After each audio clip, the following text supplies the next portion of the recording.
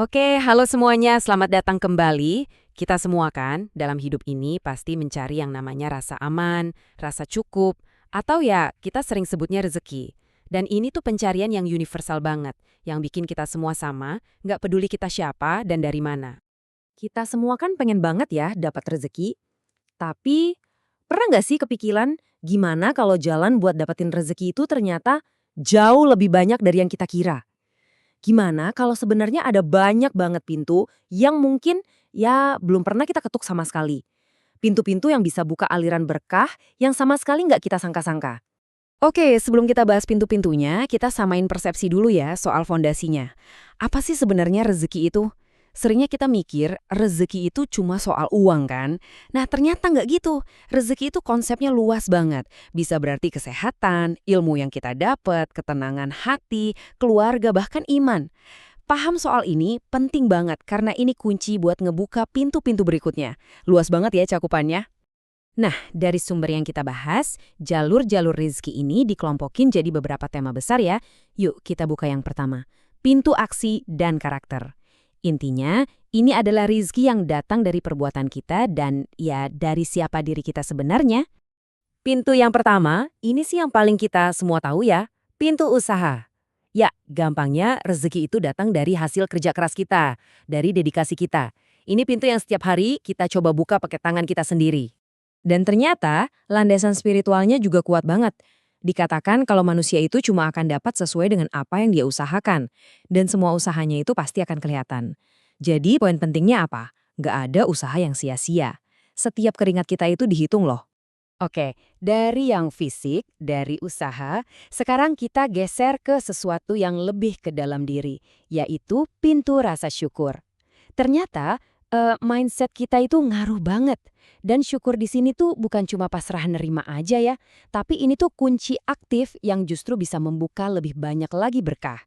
Coba deh perhatiin janjinya, ini kuat banget. Kalau kamu bersyukur, pasti akan ditambah.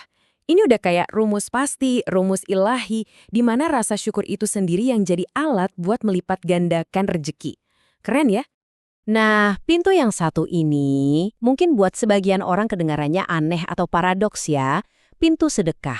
Loh kok bisa?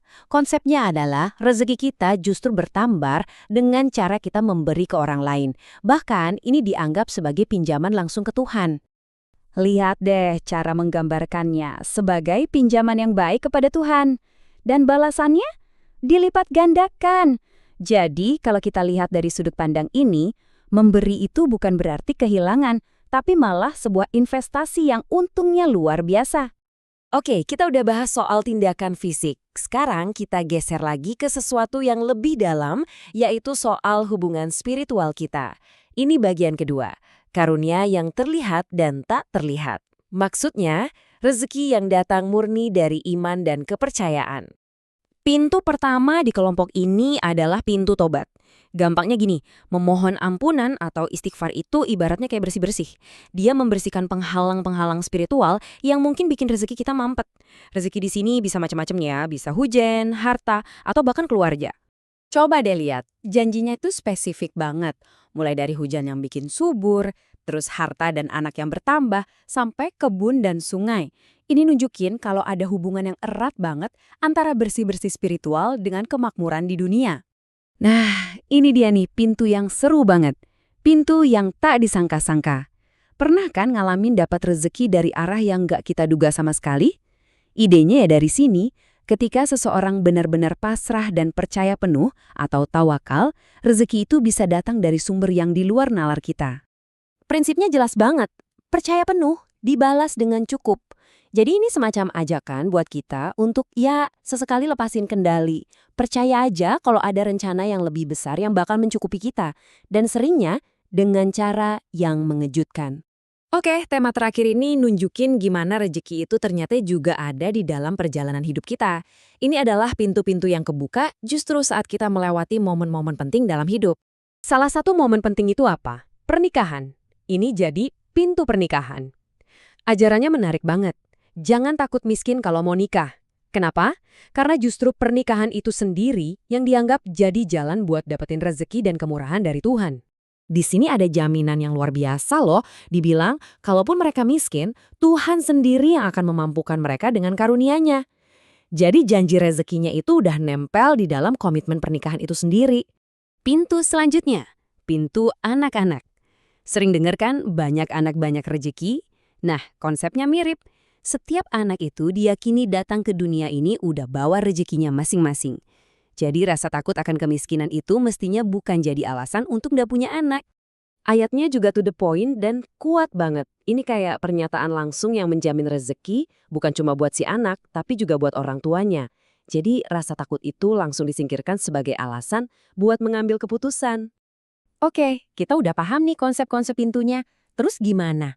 Nah sekarang kita masuk ke bagian praktisnya, yaitu mengubah pemahaman tadi menjadi sebuah permohonan, menjadi doa.